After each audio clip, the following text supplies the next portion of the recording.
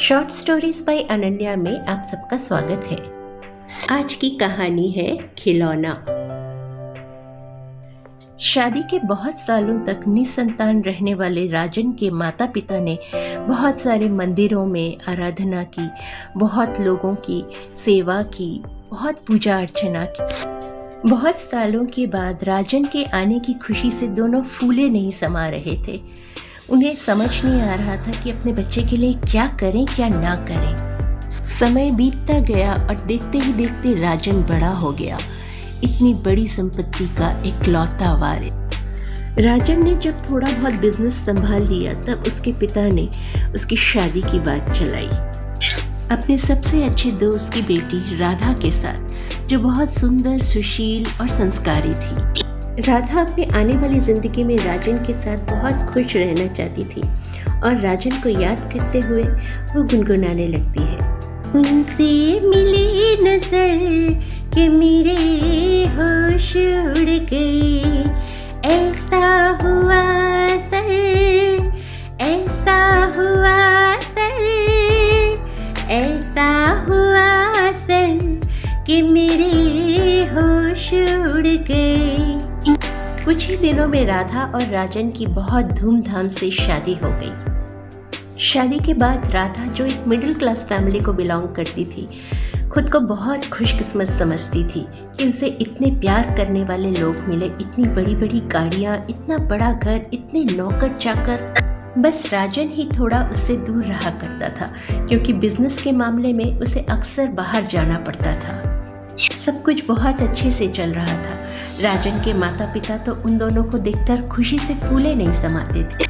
उनकी खुशियों में और भी चार चांद लग गए जब उन्हें पता चला कि वो दादा दादी बनने वाले। घर पर एक बहुत बड़ी पार्टी रखी गई। शहर के सभी नामी दामी लोगों को उस पर बुलाया गया। अगले ही दिन घर में वकील बुलाया गया और राजन के पापा ने खुशी के मारे अपनी सारी संपत्ति, बिजनेस, सब कुछ राजन के नाम कर दिया। फिर कुछ ही दिनों में राजन के पापा ने इस दुनिया को अलविदा कह दिया।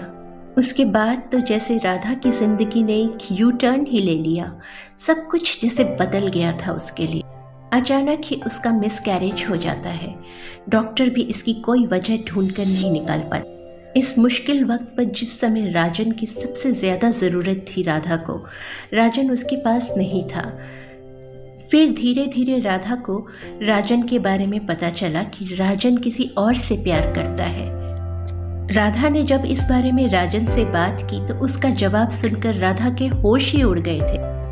तुम तो वो खिलौना हो जो मेरे मम्मी पापा ने मुझे पकड़ा दिया था कि जिंदगी भर मुझे तुम्हारे साथ रहना पड़ेगा। मैं तो तुम्हें चाहता ही नहीं था। मैं तो सारिका से शादी करना चाहता था। और हमारा बच्चा, उसका क्या? उसके बारे में तो तुमने सोचा होगा। बच्चा, वो भी तो मेरे लिए एक मोहरा ही था, अपने पापा से पूरी प्रॉपर्टी, पूरा बिजनेस अपने नाम लिखवा लेने के लिए। मतलब तुमने उसके साथ भी कुछ किया है? वो अबॉर्शन नॉर्मल नहीं था? राधा जैसे पागलों की तरह चिल्ला रही थी। उसे चारों ओर से अपने बच्चे की रोने की आवाज आ रही थी कि मुझे क्यों मार डाला। उस दिन जैसे राधा ने राजन का एक अलग ही रूप देखा था, जो वो कभी समझ ही नहीं पाई थी कि ऐसा भी हो सकता है। हमेशा खुश रहने वाली जिंदा दिल लड़की राधा अब जैसे टूट गई थी, पत्थर सी बन गई थी, लेकिन वो किसी को कुछ बता भी नहीं पाती थी। राधा की मानसिक स्थिति अब बिगड़ने लगी थी। वो ज्यादातर घर से बाहर रहने लगी थी। घर के अंदर उसे कुछ भी अच्छा ही नहीं लगता था। राजन के साथ एक सुंदर गृहस्थी सजाने के सपने देखने वाली राधा, उसके साथ अभी कोई भी कुछ भी कर जाता था, उसे तो कुछ ख्याल ही नहीं था, कुछ होश ही नहीं था। आज राधा सचमुच एक खिलौना बन चुकी है।